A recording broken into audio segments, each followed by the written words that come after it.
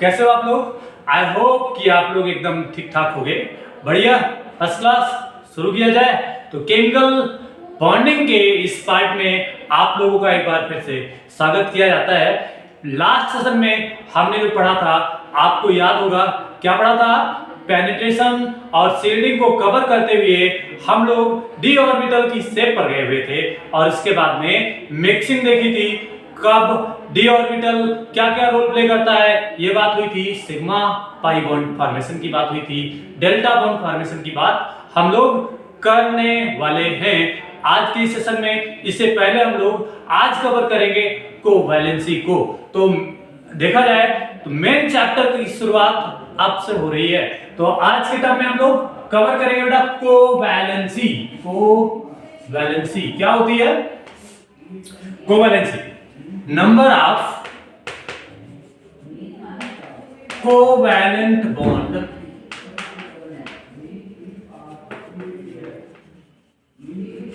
formed by atoms। क्या होगी? Covalency होगी। कोवैलेंट बॉन्ड कोई एटम कितना फॉर्म कर रहा है, ये इसकी कोवैलेंसी होती है। अब आपने बुक्स में पढ़ा है कार्बन की कोवैलेंसी कितनी होती है, तो मैक्सिमम बुक्स में या कह सकते हैं कि सारी बुक्स में ऑलमोस्ट सब की सब बुक में क्या लिखा मिलता है? कार्बन की कोवैलेंसी 4 होती है। ये हो गई कार्बन की कोवैलेंसी 4।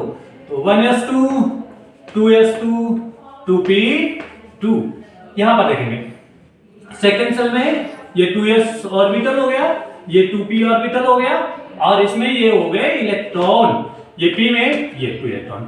अब अगर बात करें कि ये जो है आपका कितना बॉन्ड बनाना चाहिए, 2 अनपेयर्ड इलेक्ट्रॉन है। देखिए 2 अनपेयर्ड इलेक्ट्रॉन है, 2 up इलेक्ट्रॉन, 2 अनपेयर्ड इलेक्ट्रॉन। तो इसकी कोवैलेंसी कितनी होनी चाहिए? कोवैलेंसी इसकी होनी चाहिए कितनी? 2 होनी चाहिए। बट आंसर आपका क्या है? करेक्ट आंसर है आपका क्या? 4। तो ये 4 होता है। अभी अगर मैं फास्फोरस के केस में बात करूं तो फास्फोरस में आता है 1s2 2s2 2p6 3s2 3p3। ये देखेंगे third cell 3s and 3p ये हो गया। अब इसमें इलेक्ट्रॉन फिल करेंगे 1 2, ये हो जाएगा 1 2 3 और एक और ऑर्बिटल में बना दे रहा हूं, ये 2 3 4 5 ये हो गया 3d में 0 इलेक्ट्रॉन है। अब अगर मैं फास्फोरस की कोवैलेंसी पूछता हूं तो मैक्सिमम केस में आप हमको रिप्लाई करते हो सर इसकी तो कोवैलेंसी 3 भी पॉसिबल है, यहां पर लिख दे रहा हूं 3 भी पॉसिबल है और 5 भी पॉसिबल है।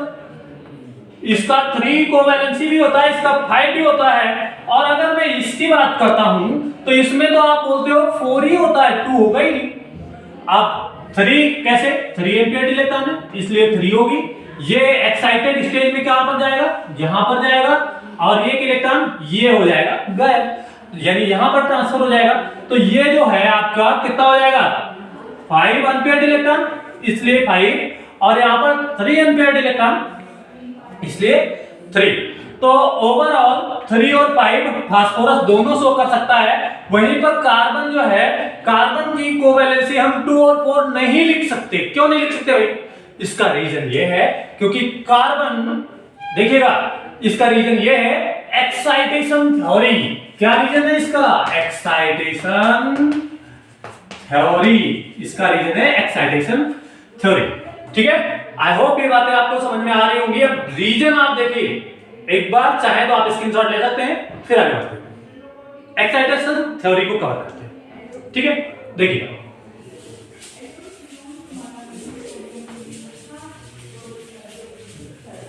एक्साइटेशन थ्योरी क्या कहती है?